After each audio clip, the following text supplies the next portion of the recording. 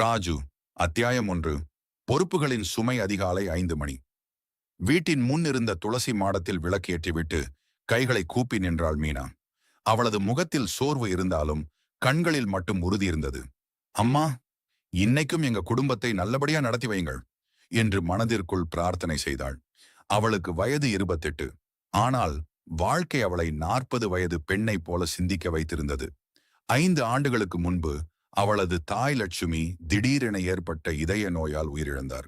அந்த நாளிலிருந்து வீட்டின் மூத்த மகளான மீனா மகளாக மட்டுமல்லாமல் தாயாகவும் அக்காவாகவும் பொறுப்புள்ள குடும்ப தலைவியாகவும் மாறிவிட்டாள். மீனா, காபி ரெடியா என்று உள்ளே இருந்து கேட்டார் அவளது அப்பா ராமசாமி.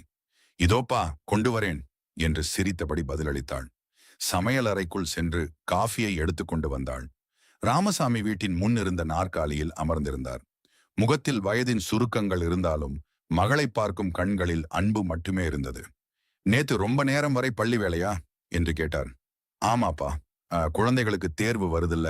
ராமசாமி மெதுவாக தலை செய்தார். எல்லாத்தையும் நீதான் பாத்துக்கிற. உன் வாழ்க்கையை பற்றியும் கொஞ்சம் யோசிக்கணும்மா. இந்த கேள்வியை பல வருடங்களாக கேட்டுக்கொண்டே இருந்தார் அவர். ஆனால் மீனாவின் பதில் மட்டும் மாறவில்லை.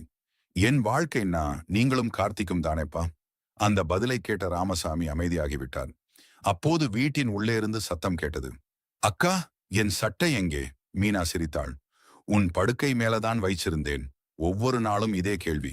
கார்த்திக் மீனாவின் தம்பி. கல்லூரி இறுதி ஆண்டு படித்துக் கொண்டிருந்தான். அக்கா என்றால் உயிர். ஆனால் குடும்பத்தின் பொருளாதார நிலை காரணமாக தன் அக்கா எவ்வளவு கஷ்டப்படுகிறாள் என்பதை நினைத்தால் அவனுக்கு வேதனையாக இருக்கும். சில நிமிடங்களில் மூவரும் சேர்ந்து காலை உணவு சாப்பிட்டனர். அக்கா என்று தயக்கத்துடன் தொடங்கினான் கார்த்திக். என்னடா, கல்லூரி கட்டணம் இன்னும் கொஞ்சம் இருக்கு. மீனா ஒரு நொடி அமைதியாக இருந்தாள். அவளது மாத சம்பளம் வீட்டுச் செலவு, மருத்துவ செலவு, கல்வி செலவு என்று போய்விடும். இருந்தாலும் அவள் முகத்தில் கவலையை காட்டவில்லை. பரவாயில்லை, நான் பாத்துக்கிறேன். இல்லக்கா, உனக்கு ரொம்ப கஷ்டம்.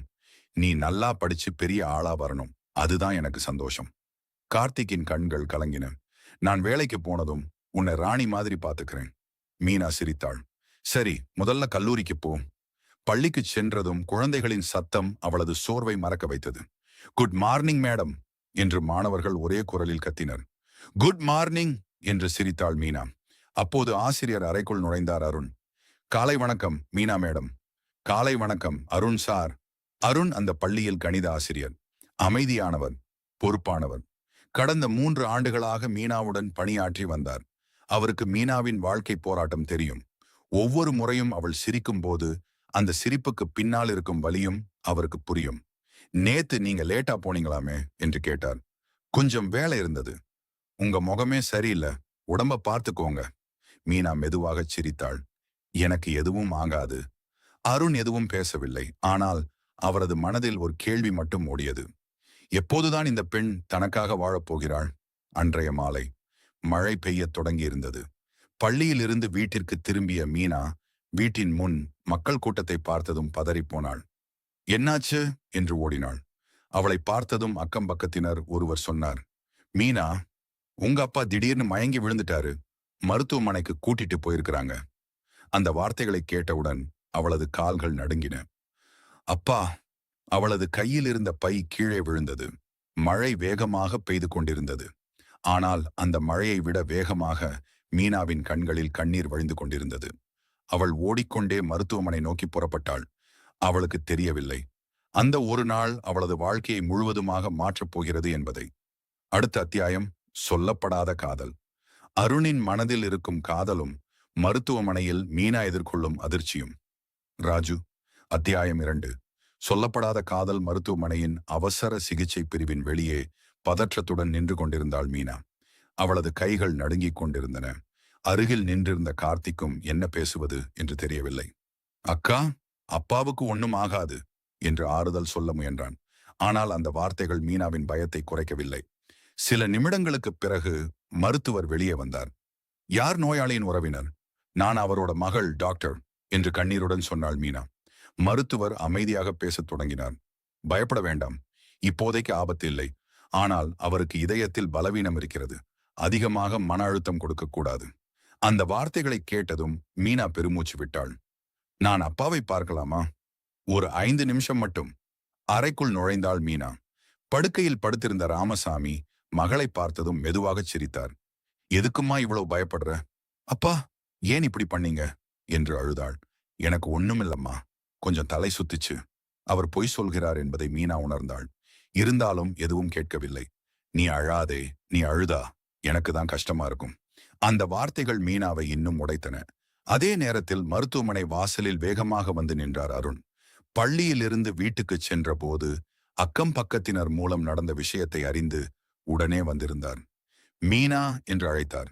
அவரை பார்த்ததும் மீனாவின் கண்களில் மீண்டும் கண்ணீர் பெருகியது. அருண் சார், பயப்படாதீங்க. அப்பாவுக்கு இப்ப எப்படி இருக்கு? டாக்டர் ஆபத்து இல்லைன்னு சொல்றாங்க. அதுவே போதும். அருணின் குரலில் இருந்த நம்பிக்கை மீனாவின் மனதை சற்று அமைதிப்படுத்தியது. நீங்க வீட்டுக்கு போயிட்டு வாங்க, நான் இங்க இருக்கேன் என்றார். வேண்டாம் சார், உங்களுக்கு ஏன் சிரமம்? அருண் சிரித்தார். உங்களுக்கு கஷ்டம் இருக்கும்போது நான் எப்படி வீட்டுக்கு போக முடியும்? மீனா எதுவும் பேசவில்லை. முதல் முறையாக தனது துயரத்தில் தனியாக இல்லை என்ற உணர்வு அவளுக்கு வந்தது. அந்த இரவு மருத்துவமனை வழித்தடத்தில் இருந்த நாற்காலியில் அமர்ந்திருந்தார் அருண். கார்த்திக் அவருக்கு அருகில் வந்து அமர்ந்தான். அண்ணா, சொல்லு கார்த்திக், எங்க அக்காவை உங்களுக்கு ரொம்ப பிடிக்குமா? அருண் அதிர்ச்சி அடைந்தார். சில நொடிகள் அமைதியாக இருந்தார். பிறகு மெதுவாக சிரித்தார். ஏன் அப்படி கேட்கிற? எனக்கு தெரியும். அருண் அவனை பார்த்தார். என்ன தெரியும்? நீங்க எங்க அக்காவை காதலிக்கிறீங்க? அந்த வார்த்தைகள் அருணின் இதயத்தை தட்டின. பல ஆண்டுகளாக மனதில் வைத்திருந்த ரகசியத்தை இந்த சிறுவன் எப்படி அறிந்தான்? கார்த்திக், பயப்படாதீங்க அண்ணா. நான் யாரிடமும் சொல்ல மாட்டேன். உன் அக்காவுக்கு இது தெரியாது. தெரியாது, ஆனா எனக்கு தெரியும். அருண் மெதுவாக தலை குனிந்தார். ஆமாம், நான் உங்க அக்காவை காதலிக்கிறேன். எவ்வளவு நாளா? 3 வருடங்களா? கார்த்திக்கின் கண்கள் ஆச்சரியத்தில் விரிந்தன. அப்படின்னா ஏன் சொல்லல? அருண் மருத்துவமனை அறைக்குள் இருந்த மீனாவை பார்த்தான். அவளுக்கு குடும்பமே உலகம். அவளோட பொறுப்புகளுக்கு நடுவுல என் காதலை சுமையா மாற்ற விரும்பல. கார்த்திக் சில நொடிகள் அமைதியாக இருந்தான். பிறகு மெதுவாக சொன்னான். ஒரு நாள் எங்க அக்கா சந்தோஷமா வாழணும். அந்த சந்தோஷத்தை நீங்க கொடுப்பீங்கன்னு எனக்கு நம்பிக்கை இருக்கு. அந்த வார்த்தைகள் அருணின் கண்களை கலங்க வைத்தன. மறுநாள் காலை மருத்துவர் ராமசாமியை பரிசோதித்துக் கொண்டிருந்தார். சில நிமிடங்களுக்கு பிறகு அவர் மீனாவை தனியாக அழைத்தார். உங்களிடம் கொஞ்சம் பேசணும். மீனாவின் இதயம் வேகமாக துடித்தது. என்ன டாக்டர்? மருத்துவர் சில நொடிகள் அமைதியாக இருந்தார். உங்க அப்பாவோட உடல்நிலை நாங்க நினைச்சதை விட மோசமா இருக்கு. உலகமே ஒரு நொடி நின்று விட்டது போல் இருந்தது. என்ன சொல்றீங்க டாக்டர்? அவருக்கு அதிக மன அழுத்தம் கொடுக்க கூடாது. அவரோட ஆசைகள் ஏதாவது இருந்தா அதை நிறைவேற்ற முயற்சி பண்ணுங்க. மீனாவின் கண்களில் இருந்து கண்ணீர் வழிந்தது. அவள் மெதுவாக திரும்பி பார்த்தாள். அறைக்குள் தனது மகளை பார்த்து சிரித்துக் கொண்டிருந்தார் ராமசாமி. அந்த சிரிப்புக்கு பின்னால் ஒரு தந்தையின் கடைசி ஆசை மறைந்திருப்பதை அப்போது மீனா அறியவில்லை. அடுத்த அத்தியாயம். அத்தியாயம் 3, வாழ்க்கையின் அதிர்ச்சி. இதில் ராமசாமி தனது கடைசி ஆசையை